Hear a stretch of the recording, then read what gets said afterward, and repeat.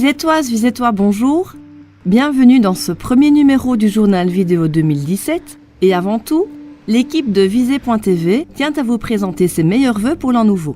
Une année qui a débuté sous les températures hivernales et qui nous mène à devant le pont, où indépendamment de ces paysages de cartes postales, les travaux d'agrandissement de sa crèche ont débuté. Un chantier qui bénéficie de 600 000 € de subsides et qui permettra d'accueillir une bonne trentaine de places d'accueil, sans doute dès la fin du second semestre 2017. C'est aussi à Devant le Pont que le 19 janvier, les citoyens ont été conviés à une séance d'information quant au chantier de renouvellement complet du pont des Allemands. La cinquantaine de personnes présentes ont ainsi pu prendre connaissance de ce dossier qui verra notamment l'ouvrage s'améliorer substantiellement au niveau acoustique.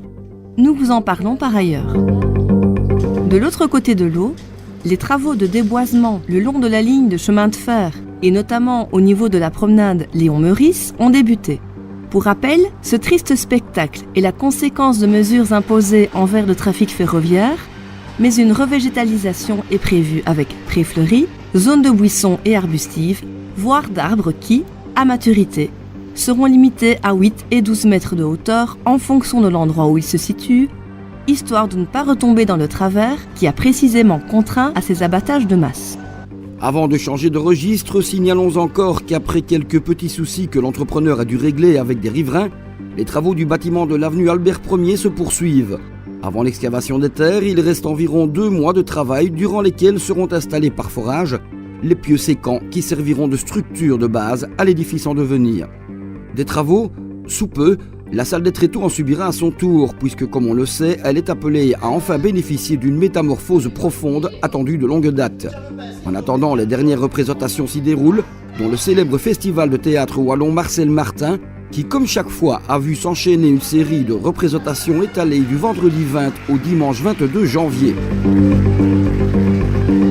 Côté sportif, les organisateurs de l'Open international de judo ont présenté une 35e édition dont nous vous reparlerons forcément le mois prochain.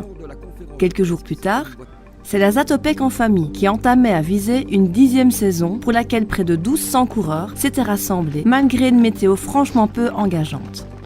En plus des 5 et 10 km habituels, cette année voyait la mise sur pied d'un trail de 18 km que s'est approprié Jérôme Schmitz pour 1 seconde sur Claude Waterval en 1h11 minutes 57 secondes 19 centièmes.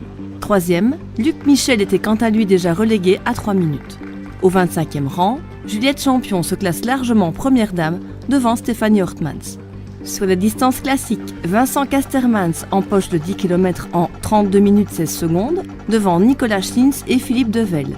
Classée 37e, Gabi Anders s'impose largement à Aline Pesser. Par ailleurs, c'est Pierre Leclerc qui remporte le 5 km avec 10 secondes d'avance sur Thomas Soquet et 20 sur Bruno Van Kallenberg. Ici, les premières dames pointent déjà aux 8e et 9e rangs absolus, Laura Mellet ne concédant que 10 secondes à Élodie Deleur. Que tous ces coureurs, mais aussi tous les autres, soient félicités pour leurs prestations. Et s'il ne s'agit pas vraiment de sport, nous avons par ailleurs rencontré un jeune Visétois qui excelle dans sa discipline, les cocktails. Rencontre avec Kevin Ligo à découvrir par ailleurs. Nous en terminerons avec la première remise des valisettes nouveau-nés de l'année, qui comme chaque quadrimestre s'est tenue en la maison communale de Visé. Patrick Willems, échevin de la famille, et Marcel Neven, bourgmestre, ainsi que des membres de l'administration, ont accueilli là les parents des derniers bébés en date nés sur notre entité.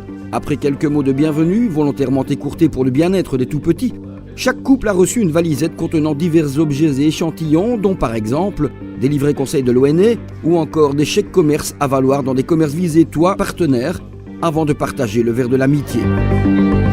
Voilà pour cette première édition du journal mensuel vidéo proposé par la ville de Visé. Merci pour votre écoute et votre fidélité. Rendez-vous début mars sur visé.tv pour la suite de l'histoire de notre bonne cité de Loire.